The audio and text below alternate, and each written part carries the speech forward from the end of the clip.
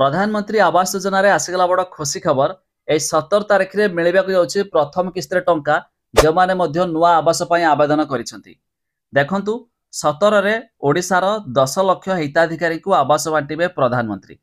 कौन रही अपडेट क्यों माने पाइबे जहाँ हमें डिटेल रे जानिबा शेष पर्यंत देखंतु। ता पूर्व वीडियो को लाइक करंतु, सब्सक्राइब करना थिले एबे सब्सक्राइब करी पाखर थिबा घंटी चिन्ह को दबाइ दियंतु। आसंता 17 तारिख रे ओडिशा आसिबे प्रधानमंत्री नरेंद्र मोदी। आउ सही दिन ओडिशार 10 लाख हिताधिकारी को आवास बांटिबे। एने सूचना देइछंती ग्राम्य उन्नयन मंत्री रवि नारायण नायक। खाली सेतिकी नुहे, आसंता 17 तारिख रे भुवनेश्वर जनता मैदान रे सुभद्रा योजनार शुभारंभ करिवे बोली प्रधानमंत्री नरेंद्र मोदी मध्य सूचना रहिछि। तबे एही अवसर रे विभिन्न राज्यर 10 लाख पीएम आवास हिताधिकारी को कार्यादेश बांटिबे प्रधानमंत्री। सही दिन हिताधिकारी बैंक अकाउंट को जीव प्रथम किस्ती। तबे डीबीटी माध्यम रे प्रथम किस्ती बाबद को 3180 कोटी टंका पठाइबे बोली प्रधानमंत्री केंद्र मंत्री शिवराज सिंह सूचना देइछंती।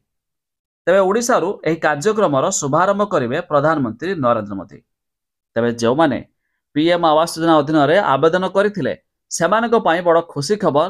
प्रथम किस्तीर इन्स्टॉलमेंट 17 तारिख रे पठाजिबो, जा फल सेमाने सेमानकर घर मध्य तैयारी आरंभ करि पारिबे। तबे जदि अधिक जानिया पई चाहुचंती वेबसाइट रो लिंक आमे डिस्क्रिप्शन रे देइछु, आपण माने जाई मध्य चेक कर दे पारिबे। खाली सेतिकी नुहे, सही 17 तारिख रे भी सुभद्रा स्कीम रो भी 5000 टका प्रथम किस्ती भी मिलेबाकू जाउछि, जो माने 15 तारिख पूर्वरु अप्लाई कर देथिबे। तबे आपण माने सुभद्रा स्कीम रे अप्लाई कलानी कि नाही ता निहाती कमेंट करी जणाइबे। एछडा जदि आपण भी यार फॉर्म को डाउनलोड करिया पई चाहुचंती लिंक दे देबे डिस्क्रिप्शन ले, तारे ऊपर क्लिक करके आपण मध्य सुभद्रा स्कीम रो फॉर्म को भी डाउनलोड करके अप्लाई करि पारिबे।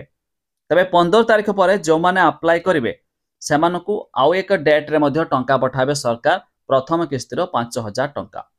तबे आपण माने जानिले निज सांग साथी मानकु निहाती हबारे शेयर करके जणाइ दियंतु।